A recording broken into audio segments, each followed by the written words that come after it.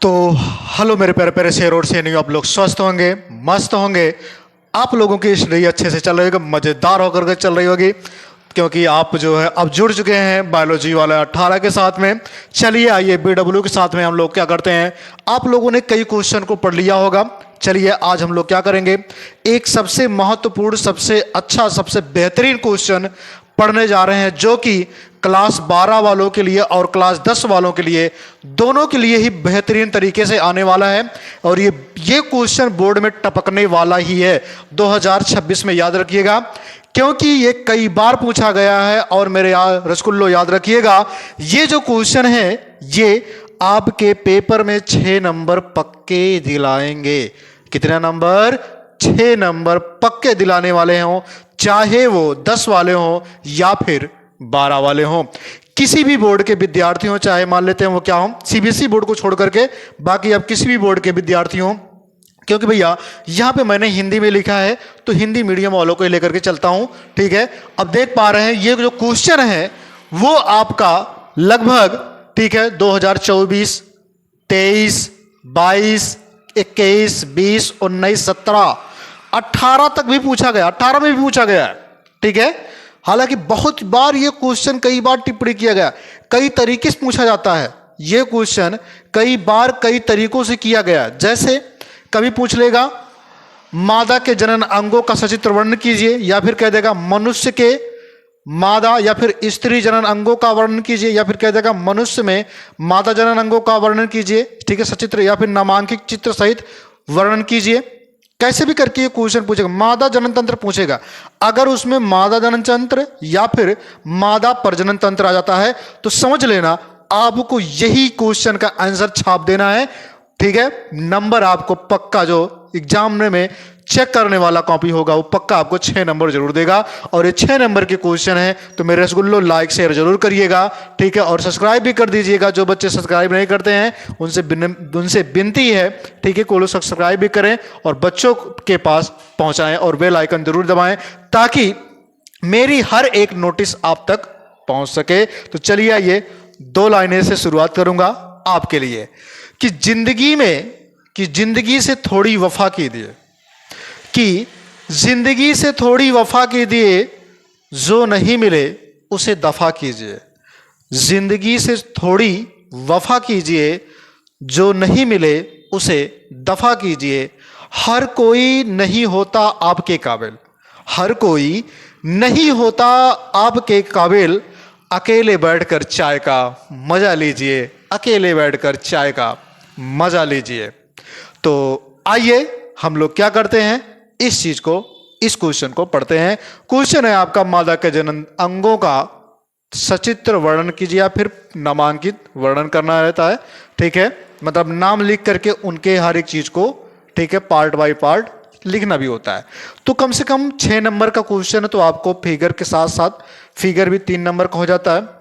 अगर वो फिगर में 2 ही नंबर देता है तब भी अगर आप 5 पॉइंट लिख देंगे तब भी आपको 6 नंबर ही मिलेंगे, ये तय है। चलिए आइए देखते हैं। क्वेश्चन में सबसे पहले चीज कहा है मादा जनन तंत्र का, तो मादा जनन तंत्र आप हेडिंग बना लेंगे, मादा जनन तंत्र। अंग कहा है तो अंग के स्थान पे तंत्र भी हो सकता है, तो मादा जनन तंत्र। अब ध्यान सुनिएगा कि मुख्य जननांग क्या होता है। मादा वाले जो भाग होते, जो स्त्री होती है, स्त्री का मुख्य जननांग भाग कौन सा होता है, तो एक जोड़ी अंडाशय होता है। कौन होता है मेरे रसगुल्लो? एक जोड़ी अंडाशय होता है, जो कि स्त्री का मादा जनन तंत्र का जो है मेन हिस्सा होता है। ठीक है, एक जोड़ी अंडाशय जिसको बोलते हैं ओवरियज, ठीक है, या फिर ओवरीज बोलते हैं। ठीक, आगे देखते हैं। अगर हम बात करें तो इसके कई हिस्से हैं, जैसे मैंने मेन हिस्से को टॉपिक बाय टॉपिक लिखा है, मतलब हेडिंग बाय हेडिंग लिखा है। 5 हेडिंग लिखूंगा, 6वां भी जा सकता है, क्योंकि इसमें कुछ ग्रंथियां भी हैं, उसको भी बताना बहुत जरूरी है। तो यहां पे मैंने फिगर बनाया है। चलिए एक एक करके पढ़ेंगे और एक एक चीजों को समझेंगे। सबसे पहली हेडिंग है आपका अंडाशय, इसके अंतर्गत हेडिंग लगाएंगे अंडाशय, जिसको बोलते हैं ओवरीज। क्या बोलते हैं मेरे रसगुल्लों? अंडाशय यानी कि ओवरीज, ठीक है, या फिर ओवरी भी बोलते हैं इसे। ठीक, आगे देखते हैं। अंडाशय की अगर हम बात करें तो सबसे पहली चीज तो ये एक जोड़ी होती है। एक ऐसी होती है एक जोड़ी, जो यहां पे लिखा गया है उस ऐसे मत लिखिएगा, ठीक है, क्योंकि मैंने समझाने के लिए शॉर्टकट में ये इतना पूरा लिखा है ताकि मैं कोई चीज आपके लिए छोड़ू ना, ठीक है। जो मैं बोल रहा हूं उसको लिखिएगा, ठीक है। तो अंडाशय एक जोड़ी होते हैं जिसका आकार बादाम के आकार का होता है। कैसे होता है? बादाम के आकार का होता है, ठीक है। ये वृक्क के पीछे श्रोणि मेखला में, वृक्क के पीछे श्रोणि की जो मेखला होती है वहां पर स्थित होती है। जो कमर वाला पोर्शन होता है मेरे रसगुल्लो, उसी को बोलते हैं श्रोणि मेखला, जहां पे प्राइवेट हिस्सा होता है, ठीक है, उसी वाले को बोलते हैं। आगे देखते हैं। प्रत्येक अंडाशय जो होता है ये लगभग 3 सेंटीमीटर लंबा। कै सेंटीमीटर लंबा? 3 सेंटीमीटर। अगर हम अंडाशय की बात करें तो आप देख पा रहे हैं जो नीले कलर से मैंने बनाया है इसी वाले को बोलते हैं अंडाशय, ठीक है। तो अंडाशय जो होता है कितना होता है? 3 सेंटीमीटर लंबा होता है और 2 सेंटीमीटर चौड़ा होता है। 3 सेंटीमीटर लंबा और 2 सेंटीमीटर चौड़ा और 0.8 सेंटीमीटर मोटा होता है, ठीक है। इसी अंडाशय से अंडे निकलते हैं। इसी अंडाशय से आप देख पा रहे हैं जो हरे कलर से मैंने बनाया ये अंडा है, ठीक है, यानी ये अंडे हैं। तो इसी अंडाशय से अंडे का मोचन होता है, यानी कि अंडे क्या होते हैं? रिलीज होते हैं। और जब अंडे रिलीज होते हैं सबसे पहले यहां आते हैं, जो कि यहां से लेकर के यहां तक का जो हिस्सा होता है ये अंडवाहिनी में आता है। तो इसके बाद हम लोग क्या पढ़ेंगे? अंडवाहिनी ही पढ़ेंगे मेरे रसगुल्लो। चलिए देखते हैं। अगर हम अंडवाहिनी की बात करें, दूसरी हेडिंग होगी अंडवाहिनी, जिसको बोलते हैं ओविडक्ट। अंडवाहिनी को फैलोपियन ट्यूब भी बोलते हैं। क्या बोलते हैं? फैलोपियन ट्यूब, या फिर इसी को बोलते हैं डिंब वाहिनी भी कहते हैं। तो अंडाशय जो होता है, ध्यान रखिएगा, ये जो अंडवाहिनी होता है वो अंडाशय से गर्भाशय तक फैला होता है। तो अंडाशय से ये अंडाशय होगा, ये गर्भाशय होगा। यहां से वाला ये हिस्सा जो होता है पूरा, ये गर्भाशय वाला हिस्सा है, ठीक है। तो यहां से लेकर के यहां तक पूरा ये फैला होता है, यानी कि अंडाशय से लेकर के गर्भाशय तक यह फैला होता है। आगे बात करेंगे।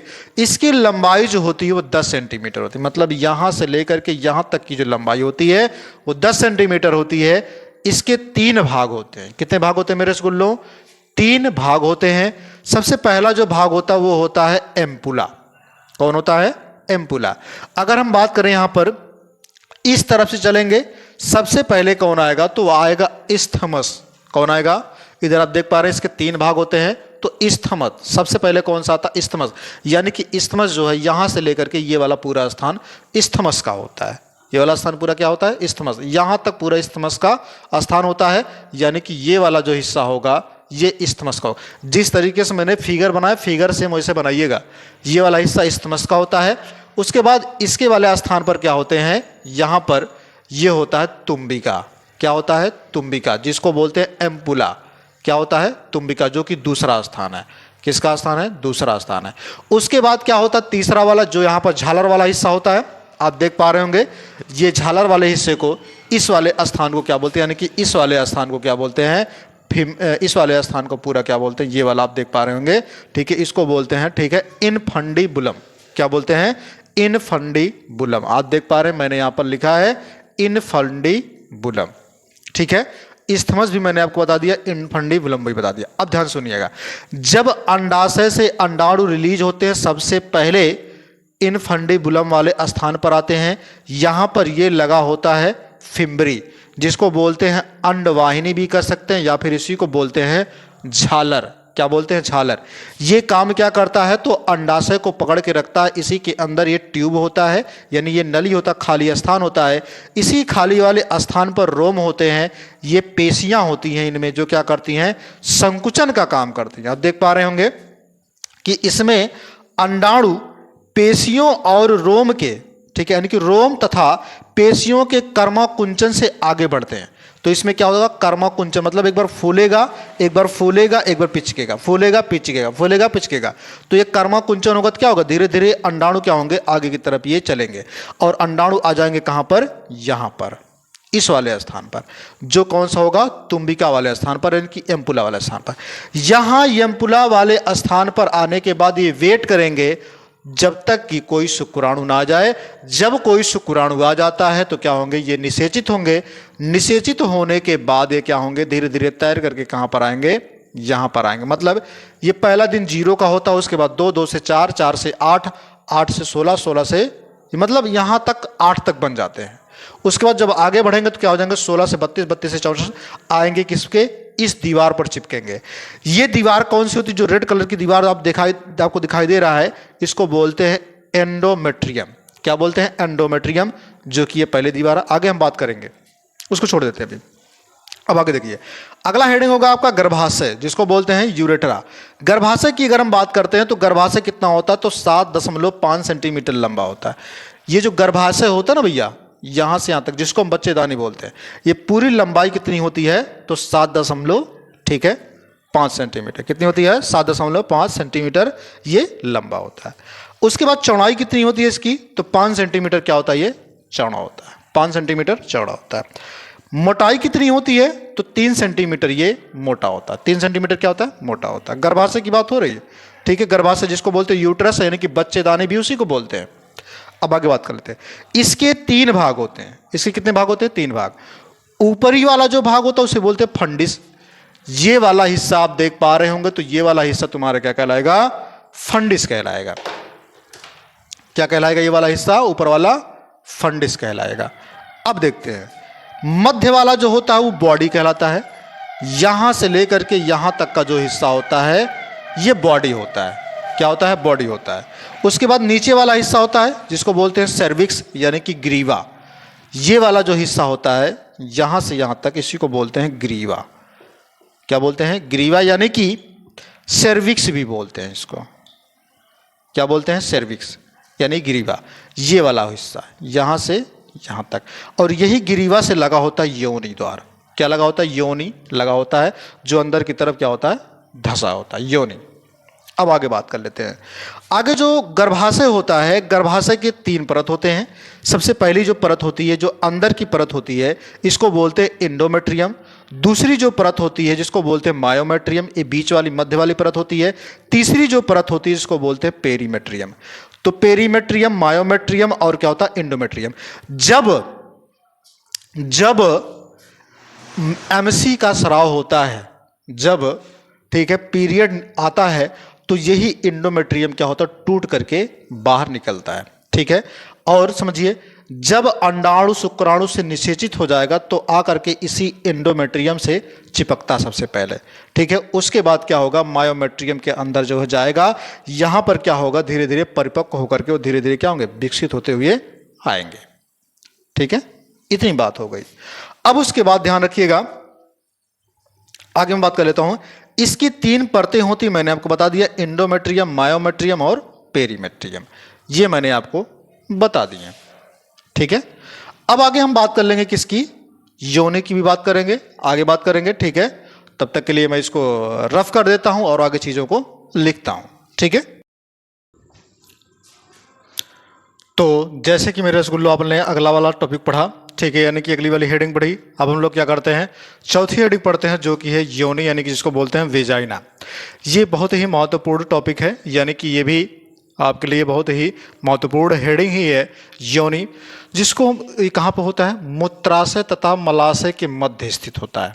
कहाँ होता है, मूत्राशय और मलाशय के बीच में स्थित होता है। मैं आपको इसको मिटा देता हूँ, योनि यहाँ पर होता है। अब ये बाहर वाला सब मैं बनाता हूँ, हालांकि इसको बनाना नहीं है, ये केवल यही वाला बनाना है, हालांकि आपको लिखना भी है, ठीक है।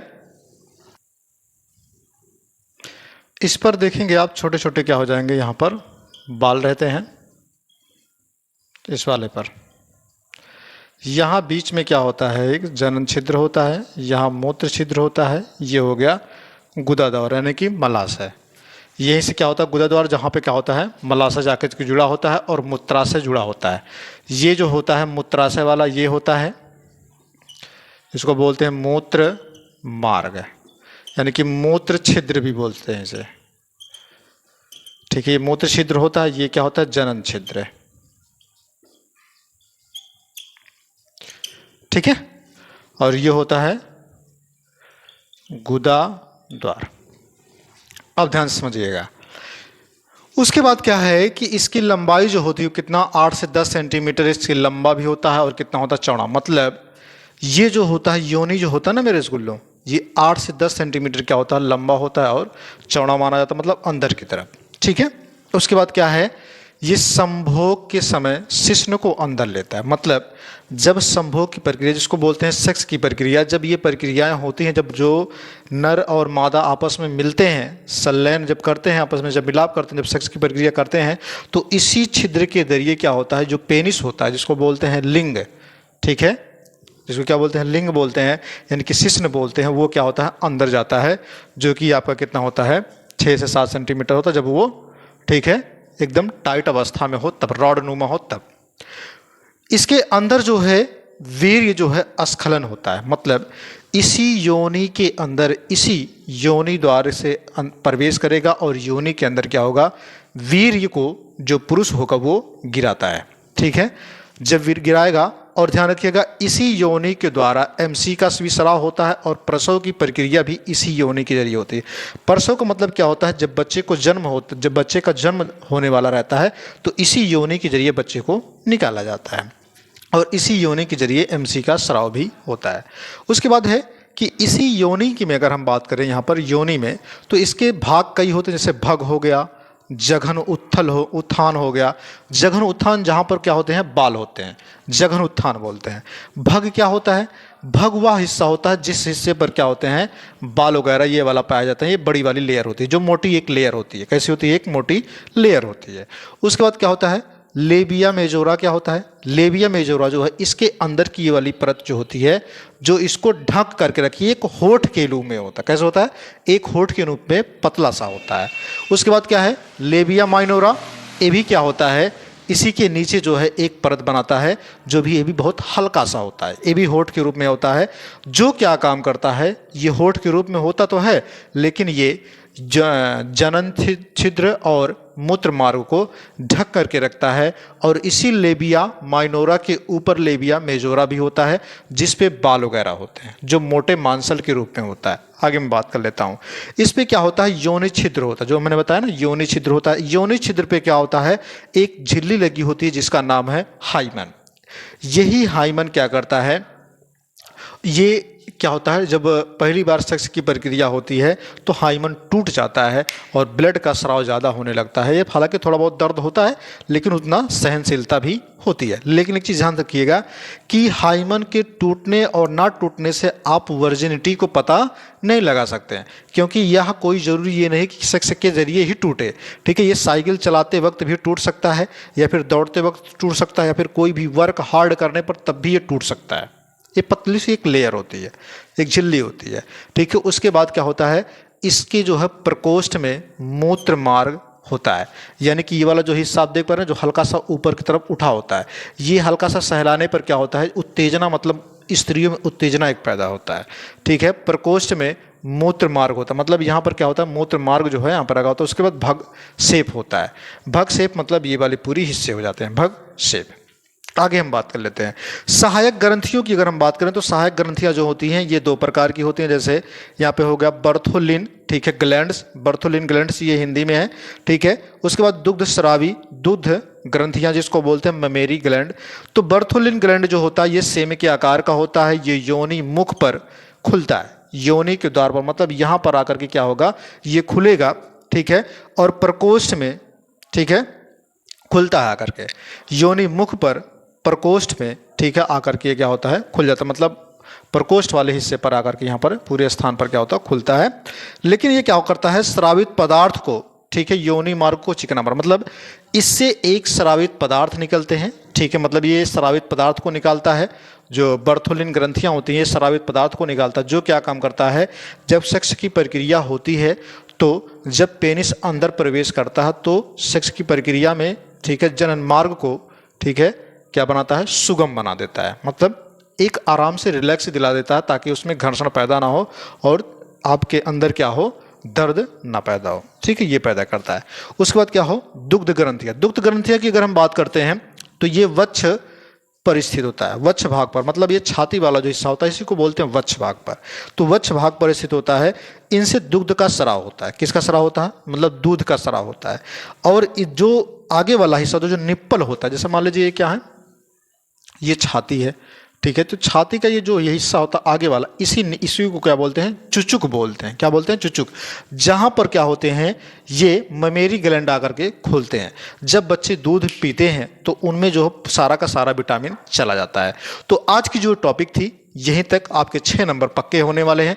तो लाइक शेयर कर दीजिएगा, ठीक है, ताकि आपका और हमारा भी भला हो सके। जय हिंद, जय भारत।